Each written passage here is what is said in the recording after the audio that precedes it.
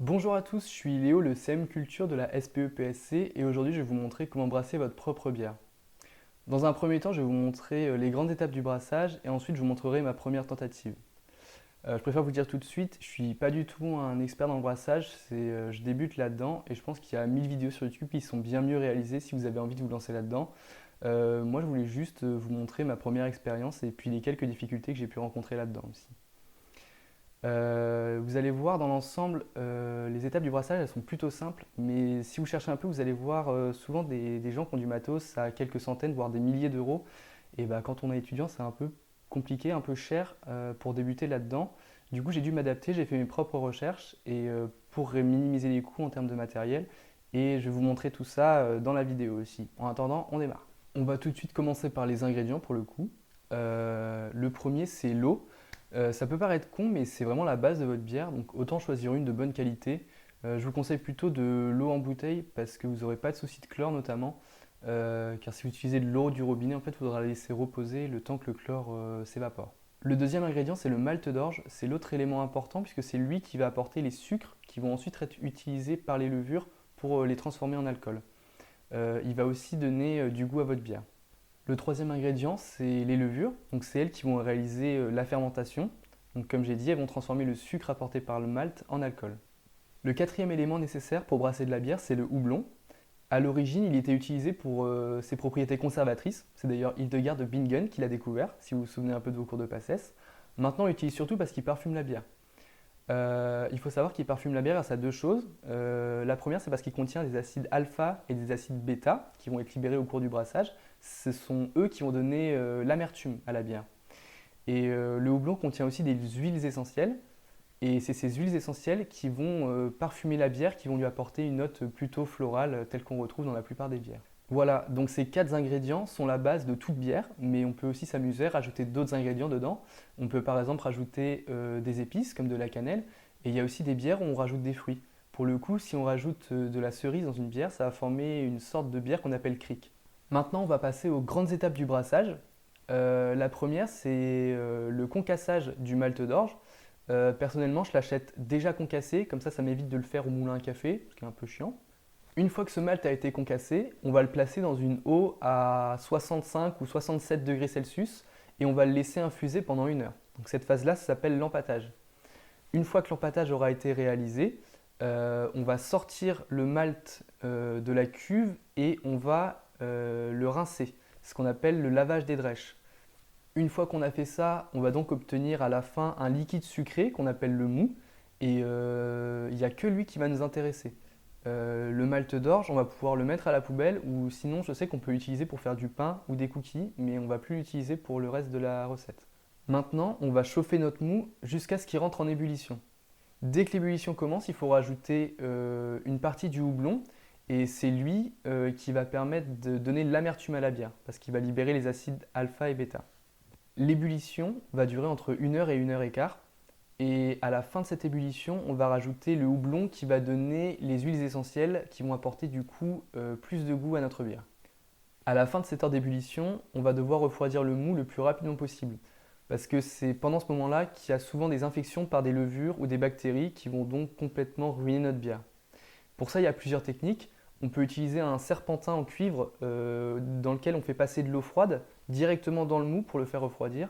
Sinon, moi, la technique que j'ai utilisée, c'est de mettre dans une grande cuve d'eau froide avec des glaçons.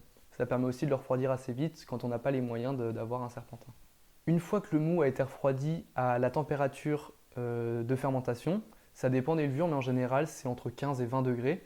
On va donc rajouter les levures, bien aérer le mélange et ensuite on va le placer dans la cuve de fermentation. À partir de ce moment-là, le plus dur est fait, il reste quasiment plus qu'à attendre puisque la bière va devoir fermenter pendant au moins 1 mois. À l'issue de ce mois de fermentation principal qui se déroule dans la cuve de fermentation et qui a pour objectif de former de l'alcool à partir des sucres apportés par le malt d'orge, on va rajouter du sucre à notre mélange pour ensuite le placer dans le récipient final. Ça peut être des bouteilles, comme moi je vais utiliser, et ça peut aussi être un fût. Une fois que le mélange va être placé dans notre récipient, on va devoir laisser encore 2 semaines le temps que la fermentation secondaire se passe. La fermentation secondaire, elle a simplement pour objectif de produire du CO2 et donc des bulles à notre mélange.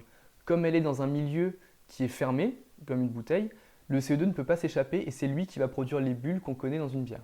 Une fois que ces 2 semaines de fermentation secondaire ont été effectuées, on peut laisser la bière en garde une semaine, donc ça veut dire qu'on la laisse au frigo en fait entre 2 et 5 degrés. Ça permet de tuer les dernières levures qui auraient pu rester en vie. Et ensuite, notre bière est prête à être consommée.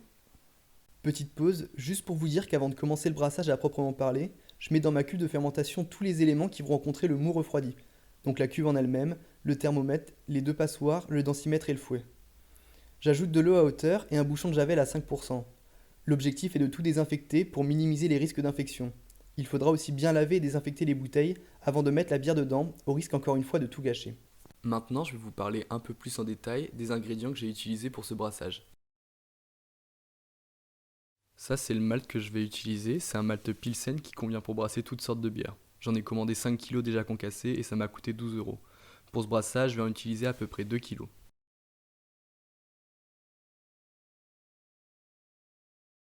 Le houblon que je vais utiliser est un houblon Saz. C'est un houblon qui vient de Tchéquie et il va apporter des notes terreuses et herbacées à la bière. Pour ce brassage, j'en ai commandé 100 grammes et ça m'a coûté à peu près 6 €. Je vais en utiliser 55 grammes.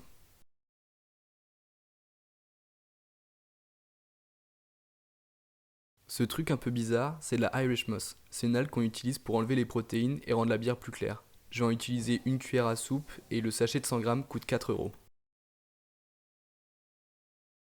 Le sachet de levure que je vais utiliser est de la marque Saflager. Il coûte à peu près 5 €. Je commence donc par ajouter l'eau en bouteille dans la marmite qui contient déjà le sac de brassage puisque je vais utiliser une technique de brassage qu'on appelle BIAB pour Brew in a Bag.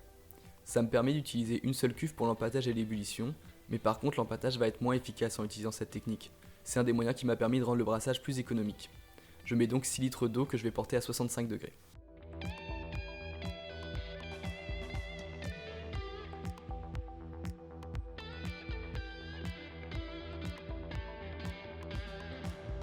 Une fois que l'eau a été portée à 65 degrés, je vais rajouter mes 2 kg de malt en plusieurs fois pour éviter de faire baisser d'un coup la température de l'eau.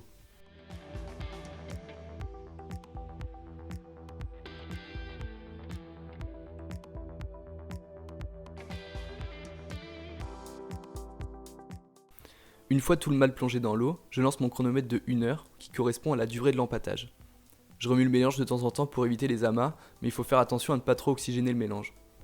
En parallèle, je fais chauffer 7 litres d'eau à 65 degrés dans 2 casseroles. C'est cette eau qui va me servir pour le lavage des drèches. Une fois l'heure d'empâtage terminée, je remonte mon sac de brassage pour que le malt ne soit plus en contact avec le mou, puis je le fixe à l'aide de pinces.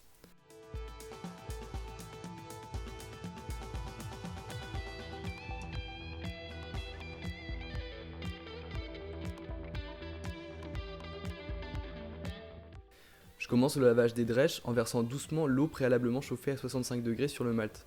Ça va permettre de récupérer les derniers sucres fermentescibles qui auraient pu rester dans le malt.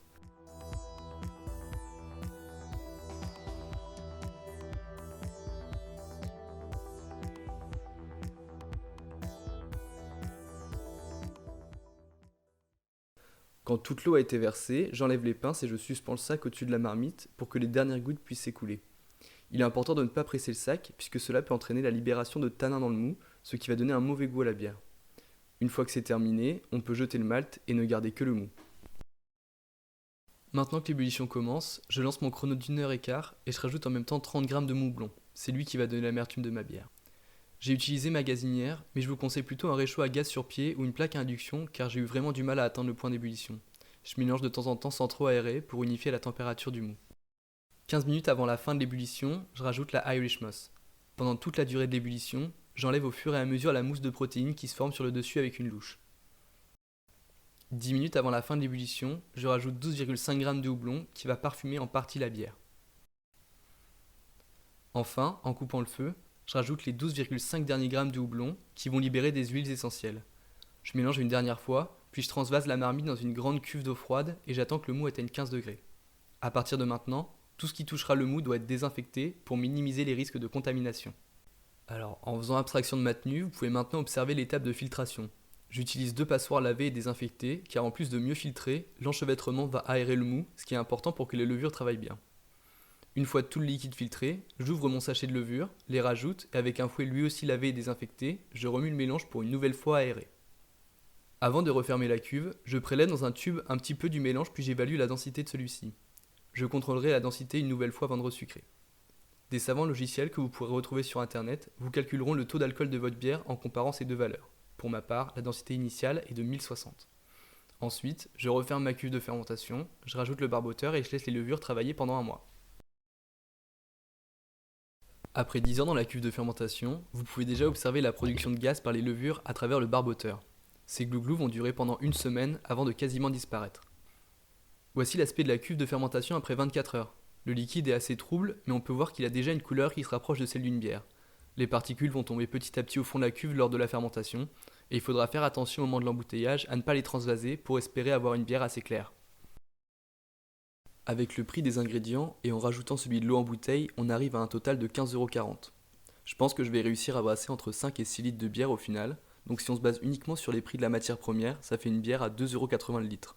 Ce qui est un tout petit peu plus cher qu'un pack de 12 Heineken, qui est à peu près à 2,20 € le litre. Bien sûr, il faut rajouter à ça le prix du matériel, mais celui-ci va être amorti au fur et à mesure des brassages. Pour ce qui est du matériel, on peut espérer trouver une marmite d'une vingtaine de litres à 35 €, un densimètre à 10 €, une cuve de fermentation avec bulleur à 15 €, un thermomètre pour bouilleur à 10 € aussi, un réchaud à gaz sur pied à 30 €, une bouteille de chlore à 1 € et il faut aussi un sac de brassage Brew in a Bag à 15 €. Au final, si vous achetez tout au prix du neuf, vous arrivez à 120 €. Mais vous pourrez peut-être récupérer une grande marmite chez vos grands-parents ou trouver un réchaud sur pied d'occasion, etc. Pour ma part, j'ai seulement acheté un thermomètre, une cuve de fermentation et le sac de brassage. Le reste, j'ai réussi à le récupérer à droite à gauche. Voilà, c'est toutes les images que j'ai à vous montrer puisque la bière est encore en fermentation. À l'issue, je vous dirai si elle est bonne ou pas. Avant que la vidéo se termine, je voulais vous parler des livres et des vidéos qui m'ont aidé à me lancer dans le brassage. Le premier livre que j'ai acheté, c'est Faire sa bière maison de Greg Hughes aux éditions Marabout. Il est assez complet, présente bien toutes les étapes et a plein de recettes à proposer. Malheureusement, elles sont pas très bien détaillées et c'est compliqué de débuter rien qu'avec ce livre. Le deuxième petit livre que j'ai acheté, c'est Mon cahier pour brasser de la bière en profitant de ses vertus de Marin TL aux éditions Mosaïque Santé. Il est plus court, mais explique aussi très bien les étapes du brassage, avec un peu plus de clarté, mais un peu moins de précision. Les deux livres se complètent plutôt bien et abordent le brassage sous deux angles différents. Enfin, je vous conseille vraiment de faire un tour sur la chaîne Le Brasseur. Il explique vraiment bien ce qu'il fait et aborde plein de sujets différents sur le brassage maison. Il a d'ailleurs fait 2 vidéos sur le Brew in a Bag qui m'ont servi de référence pour mon propre brassage. Il y a beaucoup de choses que je fais sûrement mal, donc fiez-vous plus à lui qu'à moi si jamais on se contredit sur certains points. Voilà, je pense qu'on a fait le tour. J'espère que la vidéo vous a plu. N'hésitez pas à me dire ce que vous en avez pensé. Et sur ce, salut!